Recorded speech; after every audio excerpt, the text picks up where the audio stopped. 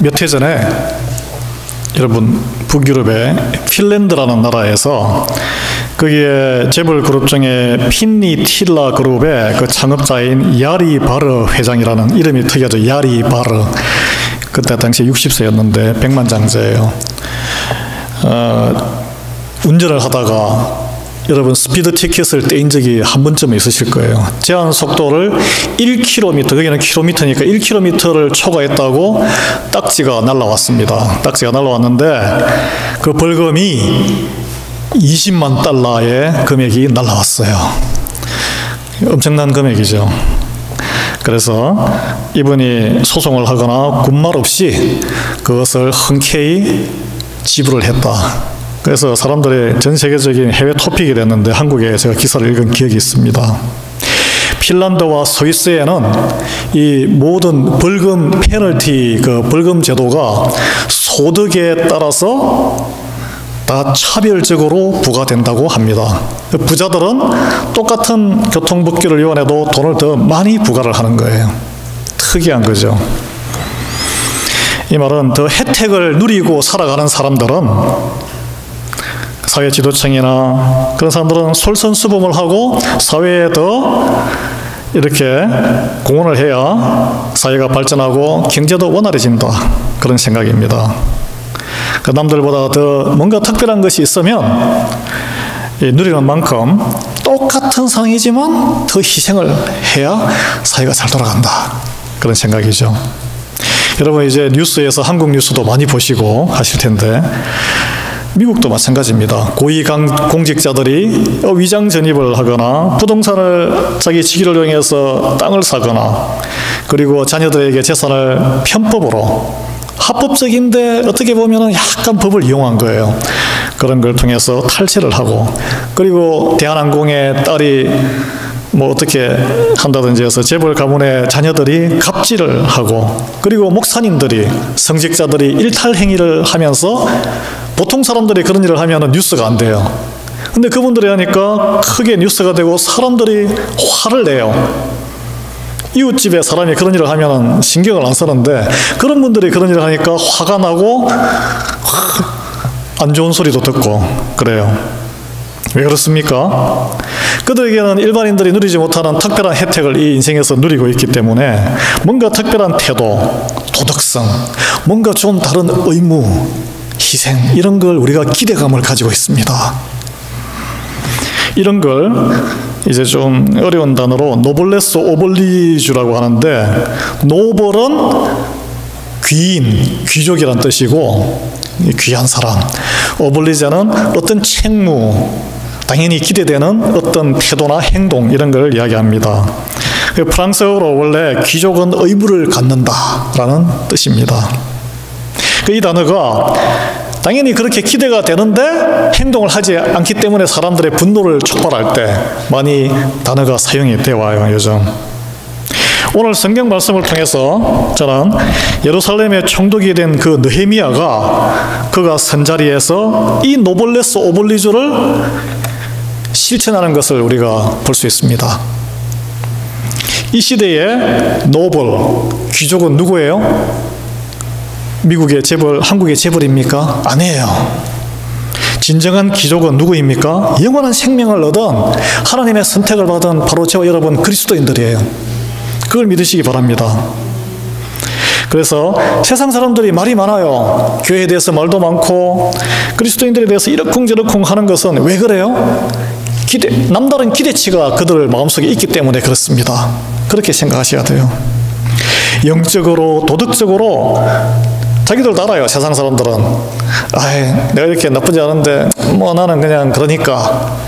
그런데 그리스도인들에 대해서는 이 세상 사람들과는 뭔가 달라야 할 사람들이다라고 그들도 그렇게 주장하고 그렇게 바라보는 시각이 있다는 거예요.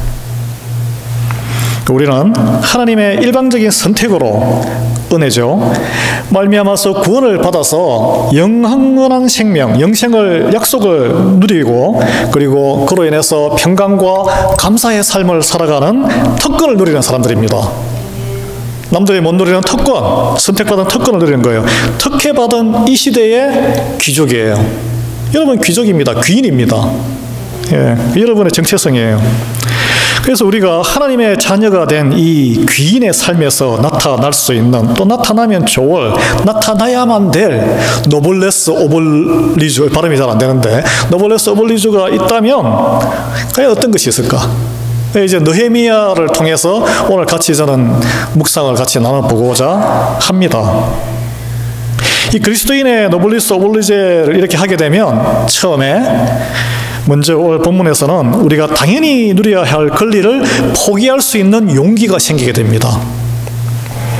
느헤미야가 오늘 본문에 보시면 예루살렘 총독으로 있는 12년 동안 총독의 녹을 먹지 않았다고 그렇게 나옵니다. 전임자들, 그 전임 총독들은 어떻게 해요?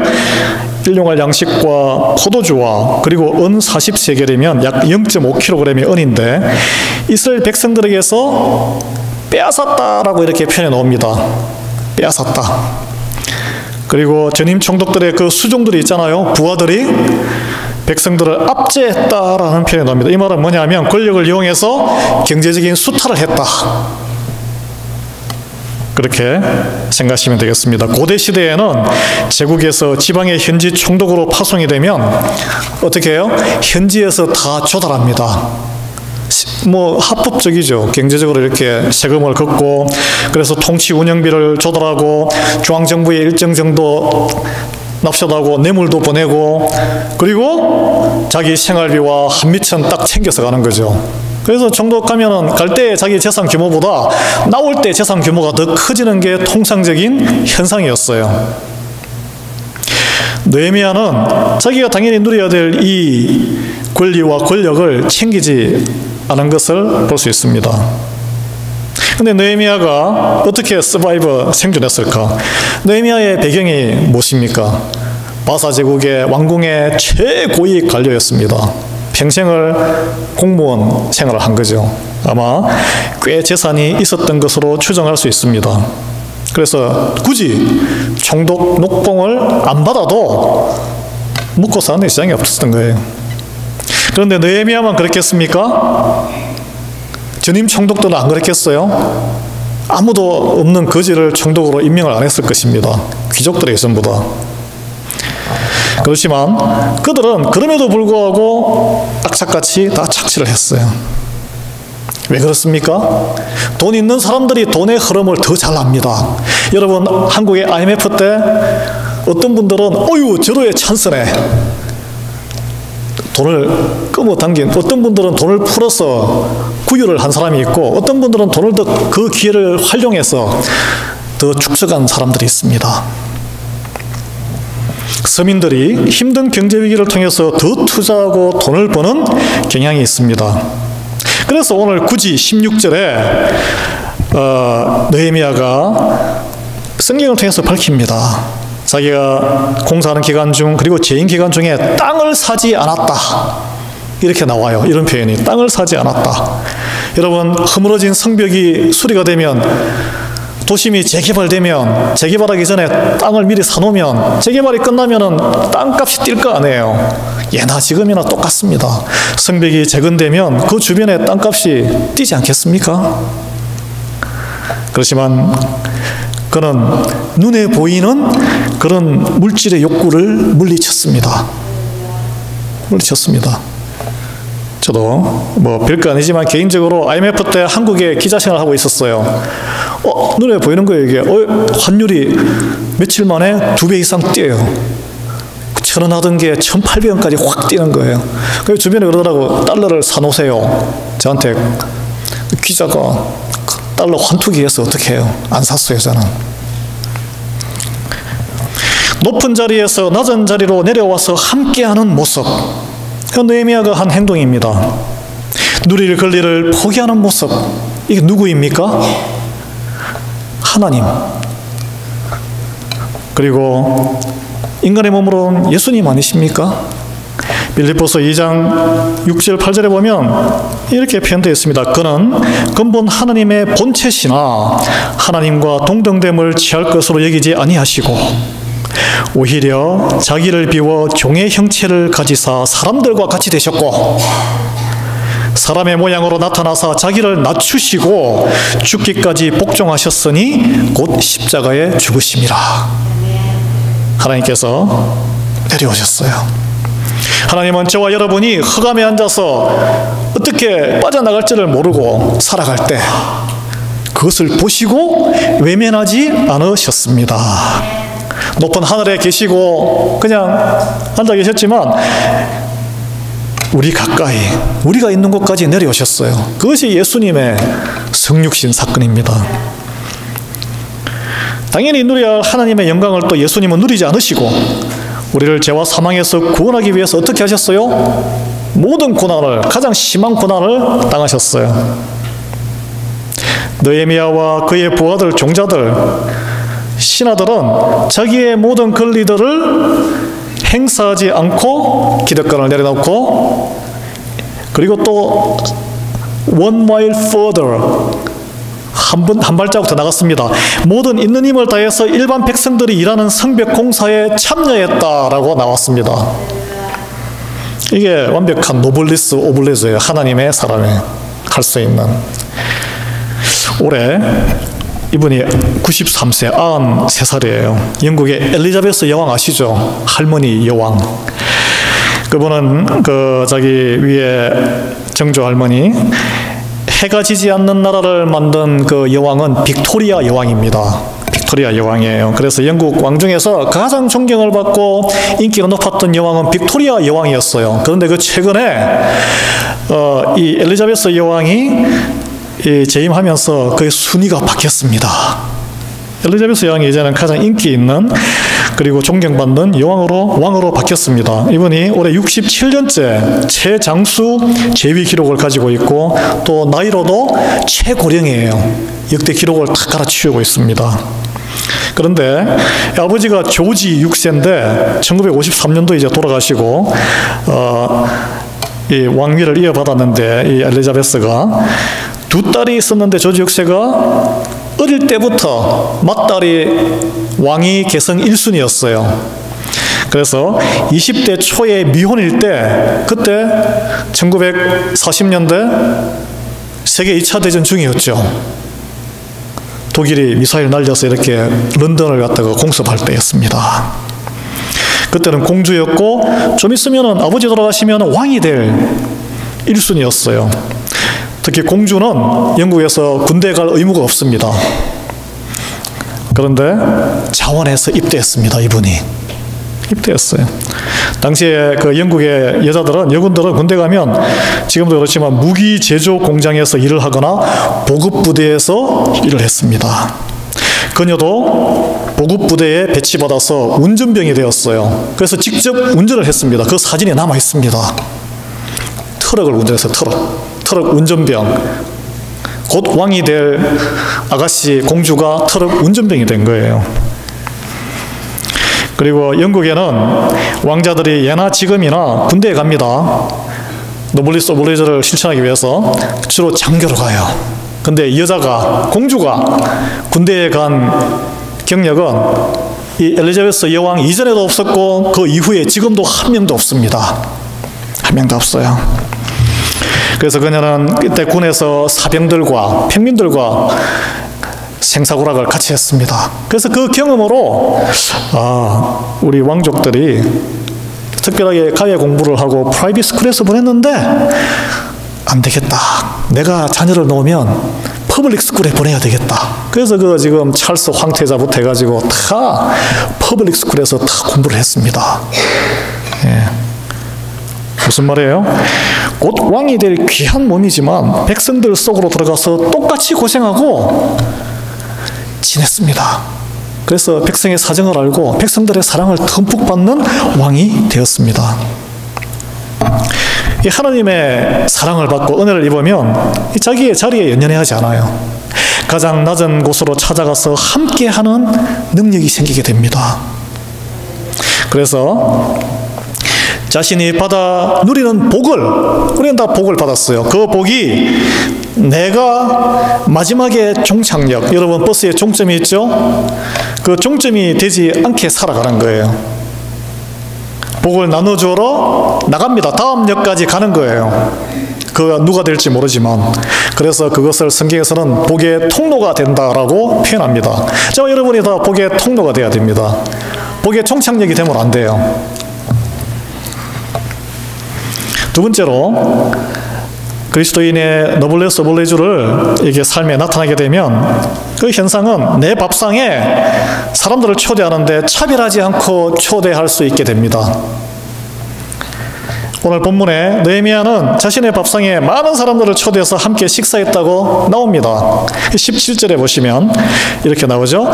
또 내 상에는 유다 사람들과 민장들, 이제 그 백성들 리더를 이야기하는 거죠.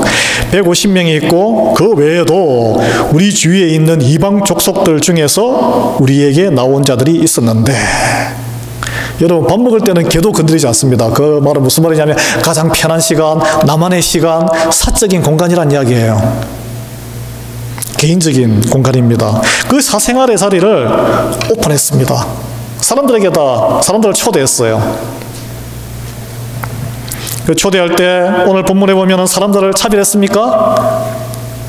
먼저 동족인 유다 사람들이 그 밥상에 있었습니다.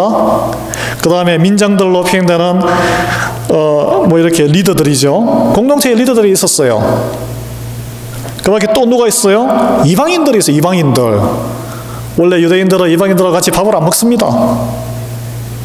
피해갑니다. 이렇게 초대했습니다. 저는 이게 우리 교회의 모습이자 하나님 나라의 모습, 그리고 바로 여러분 목장의 모습이 될 줄 여러분 믿으시기 바랍니다. 우리 성경을 보면 하나님이 죄인을 찾아가서 천국 잔치로 초대합니다. 예수님이 말씀하신 혼인잔치의 천국 비유가 있어요. 마태복음 22장인데 이런 내용이에요. 어느 임금이 아들 혼인잔치에 사람들을 초대했는데 다들 바빠요. 아유, 일이 바빠서 우리 아들 있었어. 그래서 다 거부합니다. 이런저런 일로 너무 바빠가지고 거절해요. 그래서 하도 초대를 하니까 초대하러 간 종을 죽이는 사람도 있었어요. 그래서 나중에는 보다 임금이 만나는 사람마다 닥치는 대로 모두 그냥 데려와라. 혼인잔치에 다 강제로 데려오라고, 강권해서 데려오라고 이야기를 합니다. 그 뒷이야기는 좀 다른 이야기인데, 여기까지만 봐도 우리가 믿는 기독교, 이 하나님, 이것은 잔치로 초대하는 신앙이에요. 초대가 없으면 절반밖에 안 믿는 거예요, 사실은. 목장의 식탁 테이블로, 그리고 교회에 우리 여기에 친교회, 그리고 우리 성찬식을 같이 하는 이 테이블로 초대를 하는 것입니다. 예수님도 죄인들과 함께 식탁 교제를 귀하게 여기셨어요. 여러분 신약에 보면 예수님 식사하시는 모습이 많습니다. 삭개오 딱 보고 내가 너와 함께 밥 먹으러 가야 되겠다, 너 집에, 이런 말 하잖아요. 예수님께서 제자들과 마지막으로 함께 한 것도 뭐였습니까? 밥상에서 밥 드셨어요. 성만찬이에요, 성만찬. 우리도 교회에서 그리스도의 한 몸이 된 지체임을 새기기 위해서 어떻게 합니까? 성찬식이죠, 성찬식. 성찬식 하는데 이게 사실은 주님께서 하신 식탁 교제입니다. 사랑하는 제자들과 함께 식탁 교제를 하신 거예요. 그게 식탁에는 주님께서는 사람을 차별하지 않았습니다.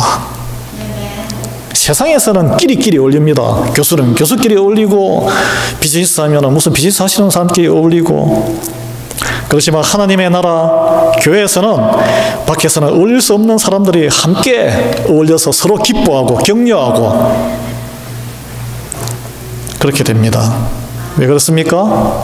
원수마저, 밖에서는 원수마저 한 공간에서 우리가 예배하고 식탁의 교제를 나누게 되는 것은 예수님이 우리 사이에서 십자가의 보혈로 원수의 막힌 담을 허물어 주시기 때문에 그런 거예요. 그런데 여러분 밥상을 열어서 낯선 사람들을 초대하자면 필요한 게 있어요. 인내하셔야 돼. 사랑은 오래 참은, 사랑이 오래 참음이 있어야 돼요. 참지 않으면 내가 저 사람 왜 봐? 두 번째는 비용이 들어갑니다. 밥값이 들어가요. 호주머니에 돈을 털어야 됩니다. 오늘 본문의 느헤미야는 식탁 규제를 통해서 밥상 공동체를 만들기 위해서 적지 않은 돈을 매일 썼음을 우리가 미루어 짐작할 수 있습니다. 18절에 보세요. 이렇게 매일 나를 위하여 소 한 마리 얼마나 비싸요? 옛날에 엄청나게 비쌌을 거예요. 살찐 양 6마리를 준비하여 닭도 많이 준비하고 열흘에 한 번씩은 각종 포도주를 갖추었다. 에브리데이. 적지 않은 돈입니다. 학자들이 이 음식량이 얼마나 많은 사람의 하루 식사가 되는지를 계산해 봤는데 제가 찾아보니까 600명에서 800인분이에요. 우리 교회 주일날 한 80인, 100명분을 음식 준비하실 텐데 10배 되는 걸 에브리데이 자기 주머니를 털어서. 느헤미야는 12년 동안 총독으로 있으면서 아마 그가 평생 바사 제국의 고위 관료로 받았던 그 많은 쌓아놓은 재산 많이 탕진했을 거예요.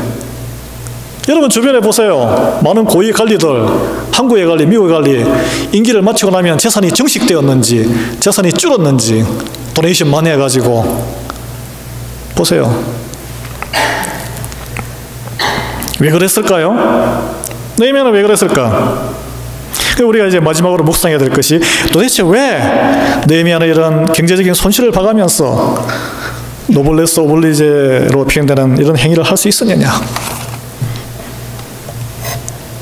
그러면 이 시대의 귀인인 귀족인 우리는 어떻게 느헤미야 같이 고결한 오블리스 노블리제를 동참할 수 있느냐? 그 이제 같이 우리가 엿볼 수 있는 거죠. 느헤미야가 당연히 누려야 될 권리와 특권을 스스로 제쳐놓고 그 이유는 오늘 성경에 3가지가 나옵니다. 첫 번째 15절에 하나님을 경외했기 때문이다 라고 나와요. 하나님을 경외하면은 자기의 세상에 이런 자리, 총독에게 앞서서 하나님의 자녀라는 정체성이 더 중요해집니다. 또 18절에 보면 백성의 부역이 중함이었더라 이렇게 나옵니다. 백성들이 지고 있는 무거운 멍에가 눈에 먼저 보이는 거예요. 내가 나가는 손해 이런 게 이런 게 아니라 백성들의 그게 백성들의 다른 사람의 멍에가 슬픔이 눈에 먼저 보였기 때문입니다. 이 하나님의 사랑을 듬뿍 받은 사람, 은혜를 받은 사람은 하나님의 존재를 먼저 인식을 해요. 그 경외함이 무엇이냐? 하나님의 존재를 먼저 삶에서 내가 하나님이 계시지. 그걸 깨닫습니다. 그리고 대부분의 사람들은 사실 여러분 주변 사람들 신경을 많이 쓰는데 다른 사람들에게 관심이 없어요. 다 자기에게 관심이 있어요. 그 죄인의 속성입니다. 다 자기 가족에게만 관심이 쏠려 있습니다. 그 하나님의 은혜를 받으면 사랑을 입은 자, 귀인이 되면 그 눈이 이렇게 모이던 눈이 밖으로 영안이 떠있어서 다른 사람의 사정이 눈에 보이게 됩니다. 저와 여러분이 그런 은혜를 입기를 주님 여러분으로 축원드립니다. 그래서 무거운 멍에가 보이는 거예요.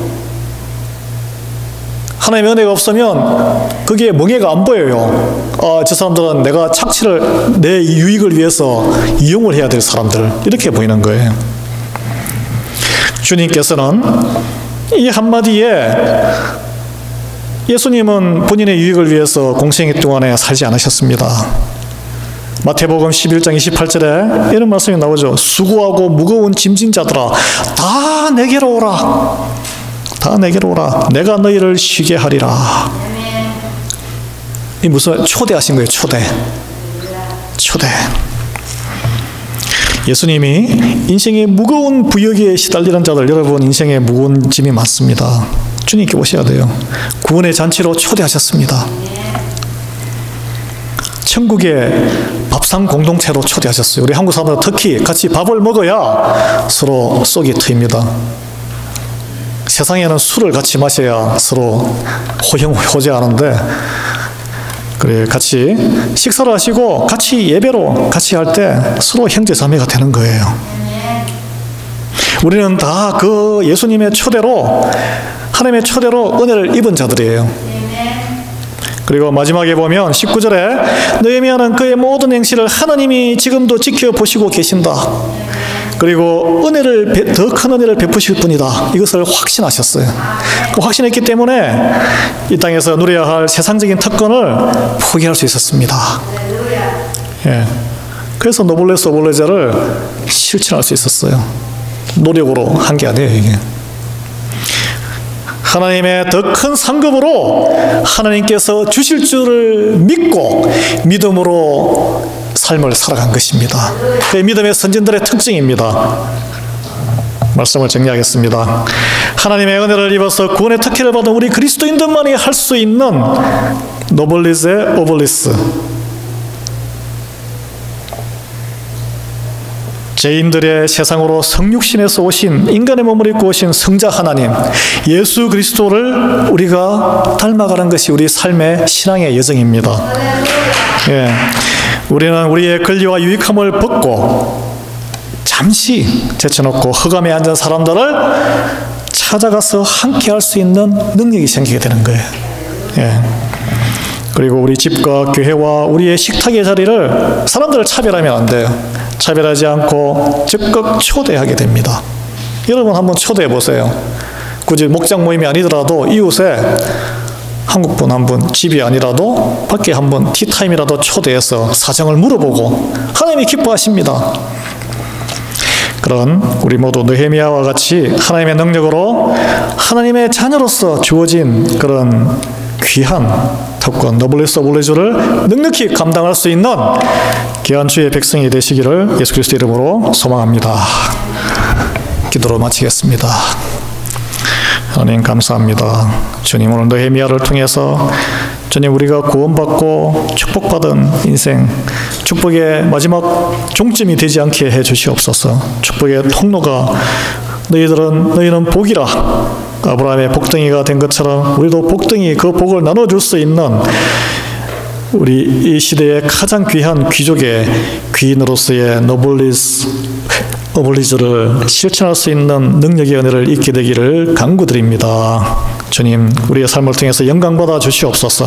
예수 그리스도의 이름으로 감사하며 기도합니다.